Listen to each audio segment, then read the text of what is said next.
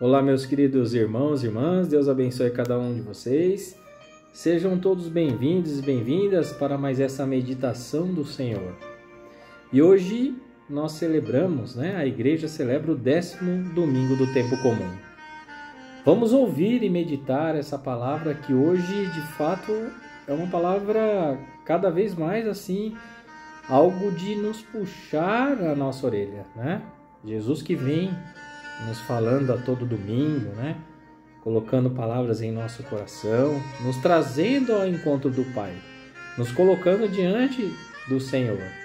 É que muitas vezes nós, de fato, não conseguimos ouvir a voz de Deus. E hoje a palavra em si, todas elas, nos coloca muitas tentações na questão do bem e do mal, desde a criação, de fato, algo relacionado ao mal. O mal existe desde a criação de Adão e Eva. Então o mal esteve ali. Então o mal vive em nós. Basta nós conseguirmos reconhecer o que é de Deus e o que não é de Deus. O problema é, de fato, que muitas vezes, milhares de vezes, nós confundimos. Por isso, abra o seu coração.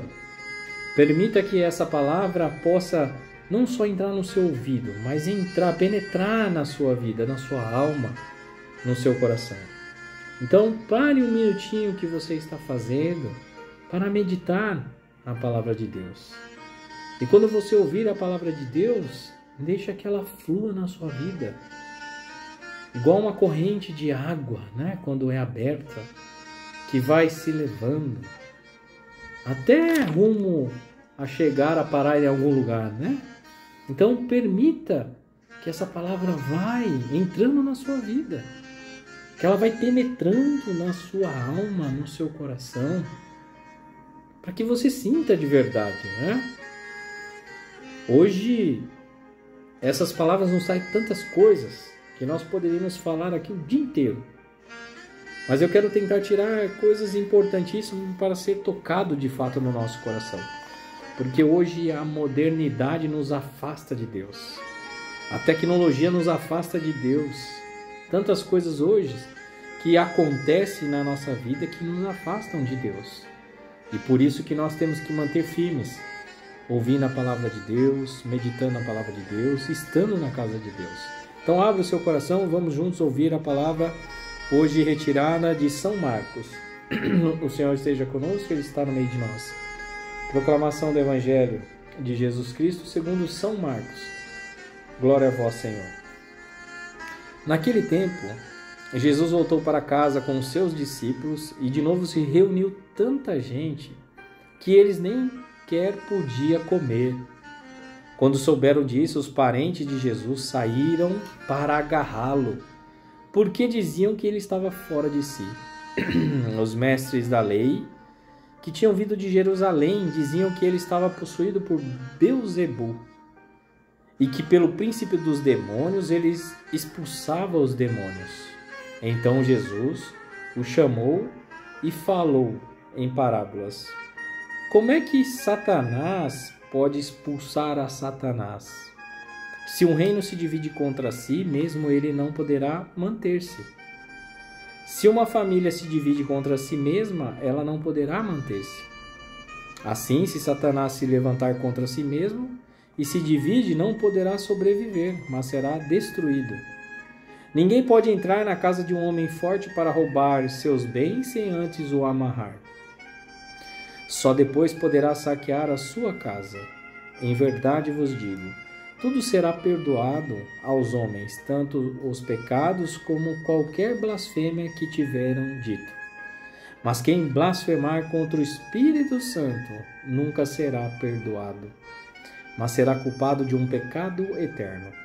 Jesus falou isso porque diziam, ele está possuído por um espírito mau.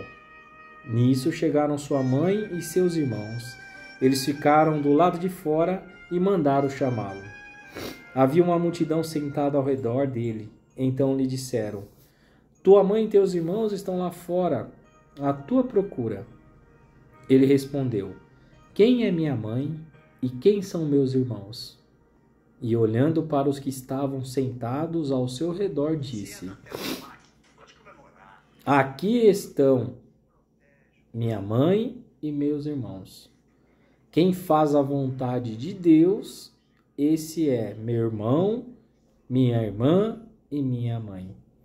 Palavra da salvação. Glória a vós, Senhor. Meus queridos irmãos, irmãs, desculpa, eu estou com uma pigarrinha, uma tosse durante essa semana toda, né?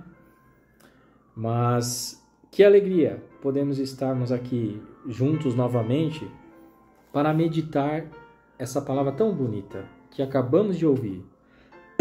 Hoje, o Evangelho inicia dizendo que Jesus, então, ao voltar para casa, Jesus, ali que estava na sua peregrinação, né? De levar a boa nova, de levar esse Evangelho a todos os povos. Jesus ali conquistando o povo através do seu amor. Diz a palavra que ao voltar, então, se reuniu muita gente, era muita gente que eles nem conseguiam, nem podiam comer de tanta gente. Então, pensemos a quantidade de pessoas que já estavam seguindo Jesus ali, por sua palavra, por seu amor, por sua misericórdia, Jesus falando as palavras de Deus, né? Trazendo multidões. E ali estavam, naquele meio, pessoas conhecedoras da palavra de Deus, né? Os fariseus, mestres da lei, pessoas que não eram simples pessoas que seguiam a Cristo, né? Mas pessoas que conheciam toda a lei, pessoas que conheciam tudo sobre a vida, né, de Deus, todos os mandamentos, enfim, seguiam à risca a doutrina e a lei da igreja naquele tempo. Então eram pessoas de fato fiéis, né? Mas algo inacreditável aconteceu ali. Por quê? Porque essas pessoas que conheciam tanto a Deus, né, que conheciam tanto a lei, eles não enxergavam Cristo como Deus. Então perceba que Jesus falava tantas coisas de Deus, né, a boa nova, mas eles não enxergavam Cristo como Deus. Ao contrário disso, eles diziam que ele estava possuído por Beelzebul, quer dizer, um príncipe do demônio, né? Então, como é que pode, naquele tempo, eles, junto com Cristo, não enxergaram Deus em Jesus, mas sim o demônio? Meus queridos irmãos e irmãs, parece até algo surreal, né? De não acreditar de fato. Como é que pode pessoas ter vivido com Jesus, ouvido a sua palavra, e ainda pessoas dizendo que ele estava possuído por Beelzebul, né? O espírito mau? Como pode isso? Mas antes de nós pensarmos naquele tempo, né?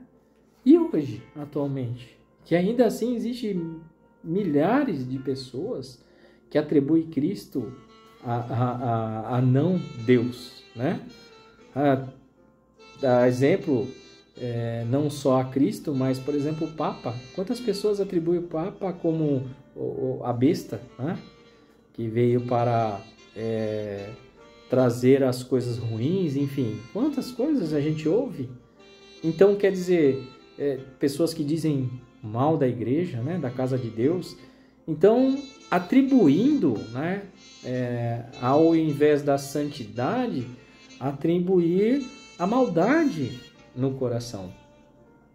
Veja que hoje o Evangelho ele quer nos mostrar, antes de qualquer coisa, nós temos que saber quem é Deus e quem é Satanás, né? Atribuir, de fato, as coisas, o que é de Deus e o que é de Satanás. O problema é que, de fato, a gente não consegue. A gente confunde, a gente não reconhece. Nós já ouvimos muitas passagens do bom pastor, nós não conseguimos ouvir a voz do bom pastor, né? Nós nos perdemos. Então, quer dizer, hoje Jesus aqui realmente nos coloca algo importante. Se nós queremos entrar no reino dos céus, nós queremos estar com Cristo, nós temos que primeiro saber quem é Deus, né? E eu acho que é importantíssimo isso, porque toda a leitura fala hoje sobre esse mal, né, que vive em nós. Tanto que a primeira leitura de Gênesis vai contar toda a história, a narração ali da criação, né? Quando Deus, então, fez o homem e a mulher. Eles estavam no paraíso e ali viviam no paraíso. E o que aconteceu? Tudo era liberado, né? Tudo podia fazer. Tudo era permitido na criação, no paraíso. Apenas uma coisa Deus pediu para que eles não fizessem. E é aquela velha história, né? Parece que tudo que é proibido parece que é mais gostoso, não é isso? Não deve ser isso. Mas tudo que é proibido parece que dá água na boca, né? Agora eu vou fazer. Foi o que aconteceu exatamente com Adão e Eva. Eles poderiam ali fazer de tudo no paraíso, mas uma coisa só não foi permitido. Não comam daquela fruta. Aliás, aquela fruta ninguém sabe qual é, tá? O pessoal hoje conta muito a história da maçã, né? Mas a palavra coloca o fruto proibido. Então, quando Deus fala para ele que só não come daquele fruto, então era somente aquele fruto que não poderia ser comido, né? Mas aí o que aconteceu? Ali entra Satanás, né? Disfarçado ali por uma serpente e induz, né? Convence Eva a comer do fruto, dizendo que por que você não vai comer do fruto, Eva? Porque Deus disse para não comer. Então, ele disse para não comer para você não ser igual a ele, né? Induzindo, então, com que Eva comesse do fruto. E assim aconteceu. Eva comeu do fruto e deu para Adão comer do fruto. Os dois comeram do fruto. Tanto quando, então, eles comeram do fruto, logo tiveram uma visão, né? Porque esse fruto era o conhecimento do bem e do mal. E ali eles já entenderam que estavam nus. E aí aqui acho que entra essa maldade, né, do coração. O primeiro sentimento do pecado, né? Quando cometemos um pecado, a gente sente o primeiro sentimento de vergonha, né? Que vergonha! Por que eu fiz isso? E aí se esconde de Deus. Assim, Adão ali esconde de Deus e ele tem medo, porque foi uma vergonha tão grande, né, de cometer o pecado, porque o pecado é algo que não é atribuído a Deus, desrespeitando a Deus, e ele desrespeitou, né, o que Deus pediu para ele. E ali ele sentiu vergonha. Então é uma das primeiras coisas quando comete um pecado, é a vergonha, depois o medo. O medo de estar na casa de Deus, de ir até a casa de Deus, porque ele sente isso, né? Hoje até muitos de nós ainda nos atribuímos aí pecados a outras pessoas por conta do quê? Aqui é o que aconteceu aqui. Quando Deus perguntou para eles, Adão, né? Por que comeu do fruto? Aí o que ele falou? Ele atribuiu o pecado à mulher, né? Então, foi a mulher que o Senhor me deu. E aí, quando Deus pergunta para a mulher, Eva, por que comeu do fruto? Aí o que ela diz? Foi a serpente que me enganou. Então é um jogando para o outro a responsabilidade do pecado. É óbvio que muitos ainda fazem isso. Eu já fiz de confessar para o padre e falar que cometi um pecado, mas por conta daquilo. E me arrependo ainda de ter falado por conta daquilo, porque a gente não pode atribuir o pecado por conta de outra pessoa. Eu falei palavrão porque aquela pessoa me tirou do sério. Eu fiz isso porque aquela pessoa fez aquilo. Não, eu errei, né? Primeira coisa, nós temos que ter a responsabilidade e saber que erramos. Então, isso é importante saber. Por quê? Aqui, a palavra de Deus é claro para nós. Quando Eva fala que a serpente me enganou. Aqui já é uma das primeiras situações para nós reconhecermos então quem é Satanás. quem é o mal. Porque no início a gente estava falando que eles não reconheciam Jesus Cristo como Deus. Então aqui é importante, por isso que uma leitura encaixa na outra, exatamente por conta disso. Então, como reconhecer que Cristo é Deus, né?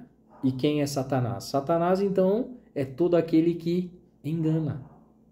Tudo aquilo que engana, aquele que divide, aquele que nos separa de Deus, é Satanás. E eu já falei sobre isso. Tudo aquilo que divide não vem de Deus. É o diabo. Diabo significa divisor, né? Aquele que divide. Então, Satanás ali de início, já enganou Eva. E ela caiu, né? E Deus não engana ninguém. Deus é a verdade. Deus fala a verdade, né? Então, para nós sabermos quem é Deus, Deus é o Deus da vida, Deus da verdade. Aquele que engana, aquele que separa, aquele que divide, é do mal, né? E hoje é assim, com uma dor no coração. Mas o que eu mais vejo hoje, infelizmente, por exemplo, em rede social, principalmente, a gente vê pessoas atribuindo, né, situações com maldade, falando mal, principalmente da igreja, do Papa, dos padres, né, dos pastores, enfim. Eu penso que isso é um divisor de águas, né? É um divisor dividindo o que estão no caminho da santidade, dividindo. Todo aquele pensamento que sai que não é de Deus é de Satanás, né? O que me faz pensar contra. Então, por exemplo, quando eu coloco atribuições em aquilo que não deveria ser colocado, eu estou pensando contra Deus, é de Satanás. Eu estou tentando algo para tentar fazer vocês entenderem um pouquinho mais. Mas, por exemplo, um canal na rede social que faz aí o programa dele, a live dele, para falar mal, por exemplo, do Papa. Ele está colocando uma divisão na igreja. Se ele está colocando uma divisão, logo é de Satanás.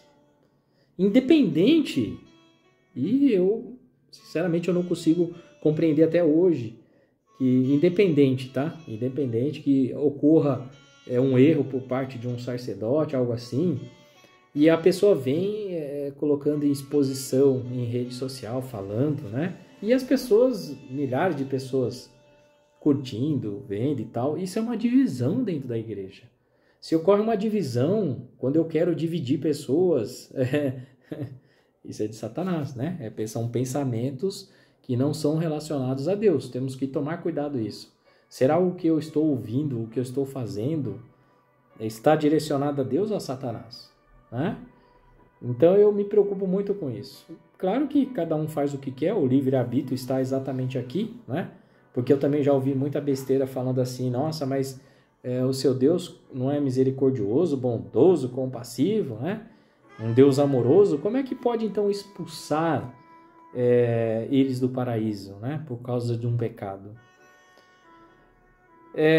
Assim, acho que falar desse assunto todo não é fácil, é difícil. E há muito estudo, muito levantamento de livros, né? Acho que para a gente chegar numa conclusão. Mas o que eu posso tentar dizer para vocês sobre isso, né?